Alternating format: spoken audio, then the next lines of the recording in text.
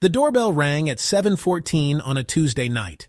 I know the time because I was wiping spaghetti sauce off Lucy's chin and the clock on the microwave was right there. Chloe was already running for the door because she's 7 and thinks every ring means a package with her name on it. "Dad! Dad, someone's here!" I caught up to her before she could reach the handle. Force of habit.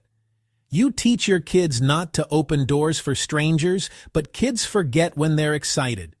I looked through the peephole, and my brain just stopped working for a second. It was Sarah.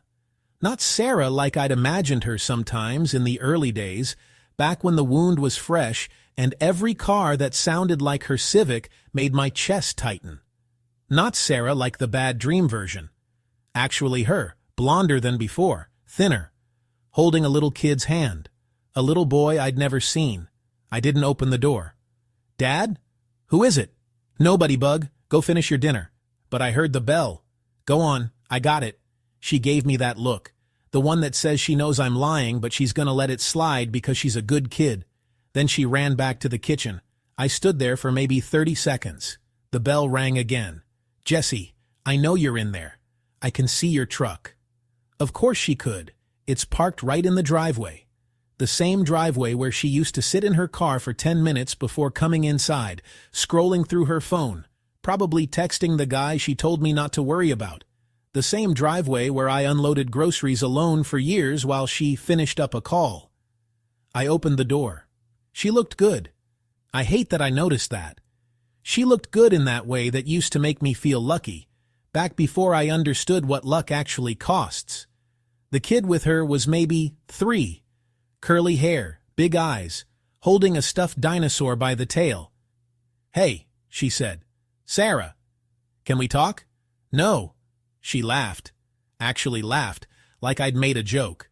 "Okay, I deserve that, but just 5 minutes, please." The please hit weird. Sarah never said please. Sarah said, "Babe, can you grab that?" And, "I need you to handle this." And, "If you really loved me, you'd understand." Please was new. Please meant something had changed. "What do you want?" She looked down at the kid. "This is Mateo. He's my son." I did the math without meaning to. We split up 5 years ago. Divorce finalized 4 years ago. Kid looked 3, so she got pregnant maybe a year after she left. Got pregnant by whoever came after the guy she left me for. Or maybe the same guy. Didn't matter. "Okay. I need help, Jesse." I leaned against the door frame. "With what?" "I'm not going to do this on the porch. Can we just sit down for a minute, please?" "No." "Jesse, you heard me. You got something to say it here. Otherwise I got 2 girls inside eating dinner and they don't need to see you." That landed. I saw it hit her. Her face did this thing where the left eye twitched and she bit her bottom lip. Same as always when she got caught at something. I lost my apartment. My parents kicked me out. I don't have anywhere to go, and I thought maybe we could try again. For old times. I waited. Because that couldn't be all of it. And I want to see the girls. They're my daughters too. I signed paperwork when I wasn't thinking straight, and I want to fix that. We can be a family again. All of us. Me and you and the girls and Mateo. We can figure it out. There it was. The thing about Sarah is she always had this ability to say things that sounded reasonable if you didn't think about them too hard. We can figure it out. Like figuring it out was the same as fixing it. Like the problem was logistics and not the fact that she came home one night at 2 a.m. smelling like someone else's cologne and told me I was being paranoid and then left 3 weeks later with a suitcase and a stack of unpaid bills. She signed her rights away, not under duress. Not because I forced her, because her lawyer said it would speed up the divorce and she wanted out fast so she could move to Portland with the guy from her gym. I have the paperwork in a safe. I have the texts where she said, "I don't want to be a mom anymore. I can't handle this. Just take them." I have the memory of Chloe asking me why mommy didn't love her enough to stay. That one's not in the safe. That one lives in my chest. "You want to be a family," I said. "Yes." "You want to move in with me and the girls and your son." I know it sounds crazy, but I've changed, Jesse. I've been going to therapy. I'm on medication now. I'm not the same person I was. You got pregnant by someone else. That was a mistake. I'm not with him anymore. You lost your apartment. I got laid off. Your parents kicked you out. She didn't answer that one. Sarah, you showed up at my door after 5 years of nothing. No calls, no cards, no child support, nothing. You showed up with some dude's kid, and you want me to let you back in like nothing happened. That's exactly what you're doing. You're standing here asking me to pretend. That's your whole play. Always has been. The little boy tugged her hand. Mama, I'm hungry. I know, baby. Just a minute. I looked at him. Really looked. He had no idea what was happening. He was just some kid holding a dirty stuffed animal, standing on a porch he didn't recognize, tired and hungry, because his mom had burned every bridge she ever had and was now trying to rebuild using matches. But he wasn't my problem. Sarah, I'm going to close the door now. I want you to leave and not come back. If you want to see the girls, you can go through the court. You can explain to a judge why you signed away your rights and then disappeared for half a decade. You can explain why you owe 40 grand in back child support. You can explain all of it, but you don't get to skip that part. You don't get to show up at dinner time and ask for a do-over. Her eyes got wet. They're my babies. They were your babies. Now they're mine. You gave them to me. You signed a paper. You said you couldn't handle it, so I handled it. I handled every fever and every nightmare and every school play. I handled the night Chloe asked me if she did something wrong. I handled Lucy crying for you at 2 a.m. and me having to tell her you weren't coming back. I handled all of it. Where were you? I was sick. Then get healthy somewhere else. I stepped back inside. The little boy was crying now. Sarah was crying too. I didn't care. I couldn't afford to care. Caring about Sarah almost broke me once. I wasn't going to let it break my girls. Jesse, please. Goodbye, Sarah. I closed the door, locked it, leaned against it with my forehead pressed to the wood and my eyes shut tight. From the kitchen, I heard Lucy. Dad, Chloe took my garlic bread. Did not. Did too. Girls, knock it off. There's more in the kitchen. See? Dad said there's more. You're just greedy. I'm not greedy. You're a tattletale. I pushed off the door and walked back to the kitchen. The girls were exactly where I left them. Lucy, with her hair in her face, Chloe with sauce on her shirt, spaghetti everywhere, the dog waiting under the table for something to drop. Dad, who was at the door? Nobody important. She said we could hear her. She was talking loud. Chloe's 7, but she's not stupid.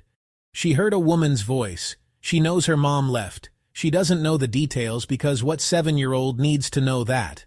But she's not an idiot. Just someone selling something. Eat your dinner. Is it almost bath night? Tomorrow. Eat. They ate. I stood at the counter and watched them and tried to remember how to breathe. Sarah knocked again. 3 times. Then nothing. I heard a car start. I didn't look. I didn't want to see which car. I didn't want to know if it was the same model she drove when we were married or something newer. I didn't want to know anything about her anymore. That's the thing people don't tell you about revenge. It's not loud.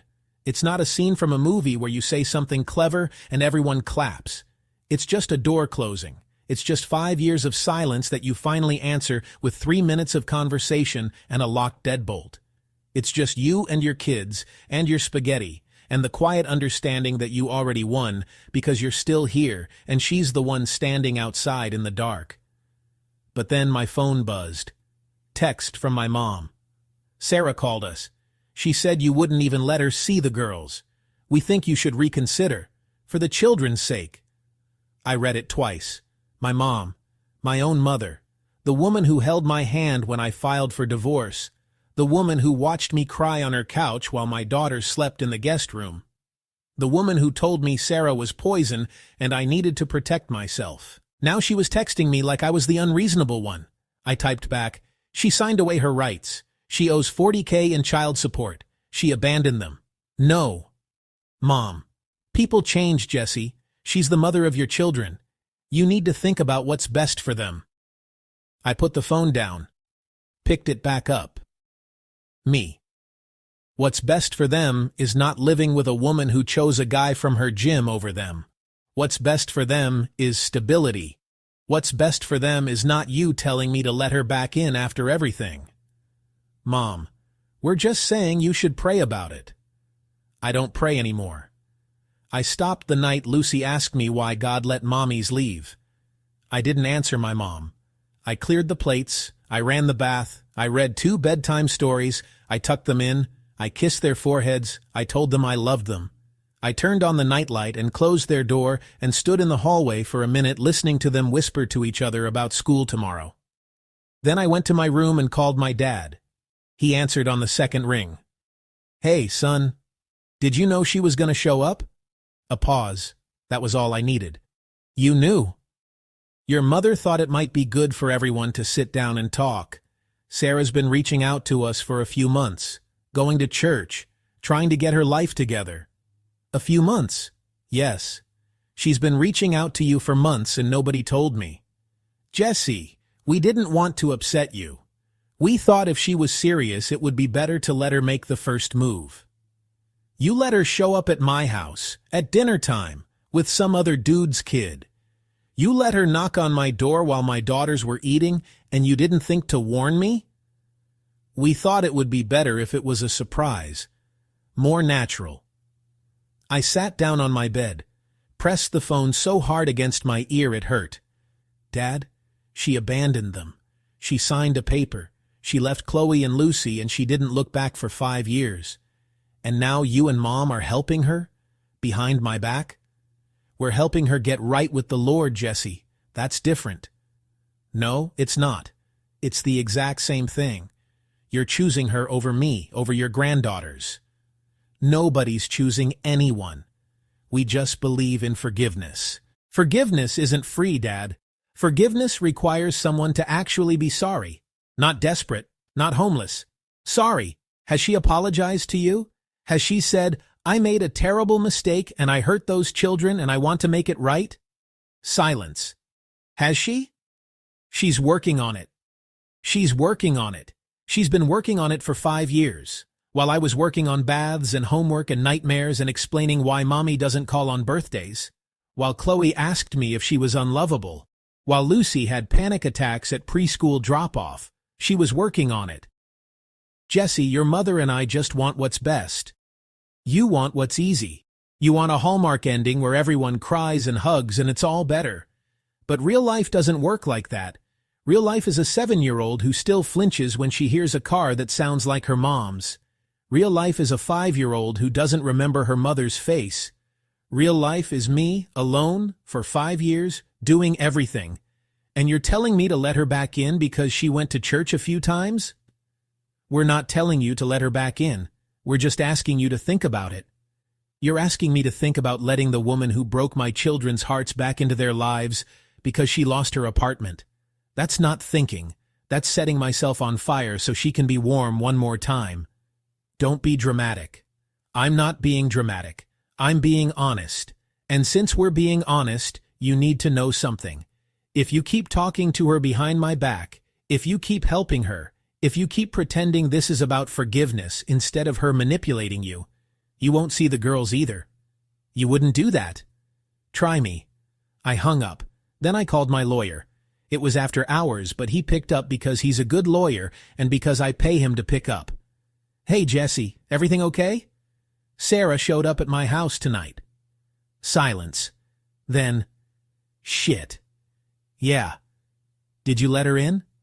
"No, but my parents have been talking to her for months without telling me. They think I should let her see the girls. They think I should reconsider." Jesus, okay. First thing tomorrow, we file a motion to reinforce the custody order. She signed away her rights. She has no legal standing. But if she's getting backed by your parents, that changes the calculus a little. They could try to intervene as grandparents. They wouldn't. Your parents just went behind your back for months to help your ex-wife. I wouldn't assume they wouldn't do anything. I stared at the ceiling. Do you want me to send a cease and desist to your parents? He asked. Is that a real thing? For grandparents trying to undermine your custody? Yeah, it's a thing. It sends a message. Send it. Okay. And Jesse? You did the right thing tonight. Don't let anyone tell you different. I thanked him and hung up. Then I sat in the dark for a long time. My phone buzzed a few more times. My mom, my dad, Sarah's mom, Sarah's dad. I didn't read any of them. I knew what they said. They said, think of the children, and family is important, and she's changed, and you'll regret this. They didn't say, you're right. They didn't say, we're sorry. They didn't say, we should have told you. Because in their version of the story, I'm the obstacle. I'm the bitter ex-husband standing in the way of a mother's redemption. I'm the angry man who won't forgive. They've rewritten everything. She didn't abandon her kids. She was struggling. She didn't choose another man. She was confused. She didn't break my heart and my daughter's hearts and walk away like it was nothing. She was sick. But I was there. I remember. I remember the last night she lived here. She packed a bag while the girls were asleep. I stood in the doorway of the bedroom and watched her. She didn't look at me, not once. She just folded clothes and put them in a suitcase and walked past me like I was furniture. She paused at the front door. I thought maybe she was going to say something. Maybe sorry. Maybe anything. She said, I'll send for the rest of my stuff. Then she left. No hug for the girls, no note, no goodbye. Just the sound of her car backing out of the driveway and the front door lock clicking and the absolute silence of a house that used to feel like a home. So, yeah, I slammed the door in her face tonight, and I'd do it again, and again, and again. Because my job isn't to make Sarah feel better about the choices she made. My job is to protect the two little girls sleeping down the hall. And that means keeping the door locked. Even when my own parents have the spare key. Especially then. I finally checked my texts around midnight. My mom had sent one more. We love you. We just want what's best for everyone. I typed back, what's best for everyone is you staying out of it. I'm not discussing this again. If you bring it up, I hang up. If you help her, you don't see the girls. Those are the rules. Love you too. She didn't respond. I put my phone on silent. I walked down the hall. I opened Lucy's door first. She sleeps with her mouth open and one arm above her head. Chloe sleeps curled up like a cat. They're perfect. They're everything. And they're mine. Sarah doesn't get to have them. Not after what she did. Not after what she signed. Not ever. The little boy, Mateo. I thought about him for a minute. He didn't ask for any of this. He's just a kid with a dirty dinosaur and a hungry stomach and a mom who can't hold her life together. I hope someone helps him. I hope he finds stability somewhere. I hope he doesn't end up standing on porches at 7 p.m. asking strangers for a family, but that someone isn't me. That porch isn't mine. That family is already built, and there's no room in it for people who leave. I closed Lucy's door and went to bed. Alone. Like I have been for 5 years. Like I will be until my girls are grown and I can figure out who I am when I'm not just dad. And somewhere out there, Sarah is driving to a motel or a shelter or maybe my parents' house. And she's telling herself I'm the bad guy. She's telling herself I'm cruel and unforgiving and that I'm keeping her from her babies. Let her. I know the truth. I was there. I remember. And revenge isn't a slamming door. It's not a clever line. It's waking up the next morning and making pancakes. It's packing lunches. It's tying shoes. It's showing up every single day for the kids she left behind. That's the revenge. Living well. Being there. Being steady. Being the one who stayed. She can knock all she wants. I'm not opening the door.